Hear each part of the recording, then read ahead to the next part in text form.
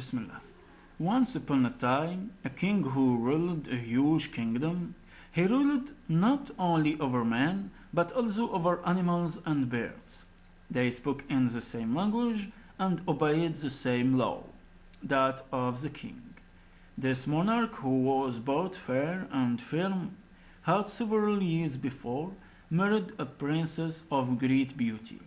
He loved him very much, fulfilled his desires, and gave it to the slightest of his whims.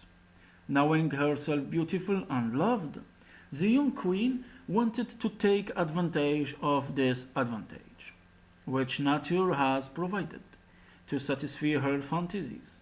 One day, going to find her lord, master and affecting playfulness, she said to him, Majesty, I ardently desire to wear a coat of feathers. I will gladly offer it to you, replied her royal husband, but I don't know where to find it. It's very simple, she replied. Summon the birds of the kingdom and ask them to give you a feather. The palace seamstress will use them to shape to garment for me. The next day, the sovereign ordered the gathering of all the birds on the day fixed for the meeting. He saw the courtyard of his castle invaded by the crowd of his flying subject. We immediately made the call and discovered that the owl was missing. The owl! The owl! Pain last, because no answer rose, and the heavy silence fell over the audience, who remained petrified. What decision would Her Majesty take?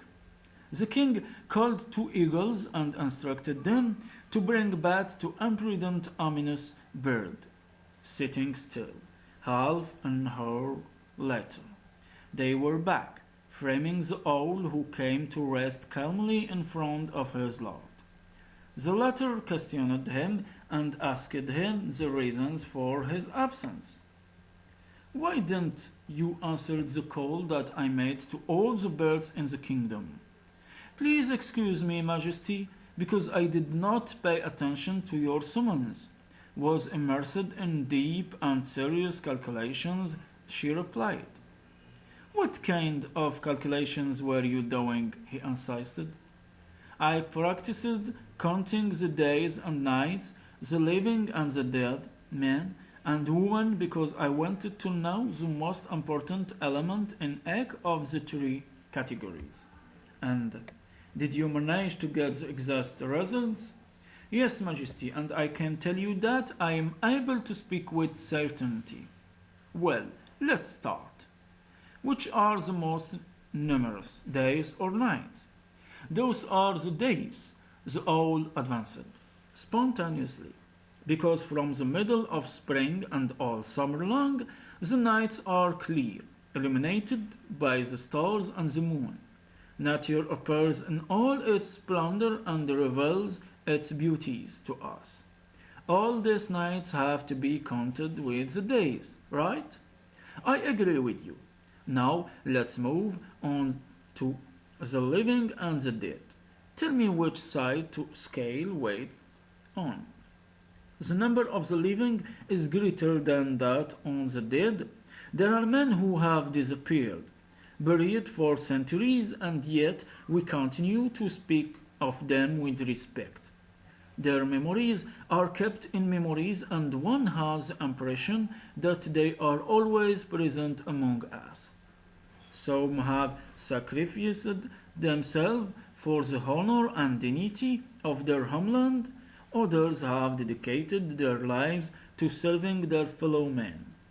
They must be added to the living who remembered their activity for the benefit of humanity.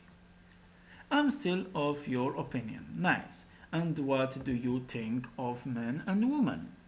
Excuse my frankness, Majesty, because I am afraid of disappointing you by certifying that the totality of women and much higher than that of men. Imagine some of them. They have everything to impose themselves on their wives, and yet They let themselves be guided by them and submit to their will. In content of their will, their culture, their personality, and their power, they hasten without thinking to satisfy their whims at the expense of the weak and the unhappy. They must be counted among women. The king felt lashed by the owl's allusion to criticize his behavior. He remained stunned for a moment, then he straightened up and ordered in a hoarse voice, "Go back all home." After the birds had left, he entered the palace and saw the queen running to the news. He grabbed her by the hair and shouted at him with clenched teeth. "By your fault, I was ridiculed, humiliated by the owl. You will pay dearly for your extravagance, because I will make you make a thick coat of thorns instead of the one you asked for in feathers."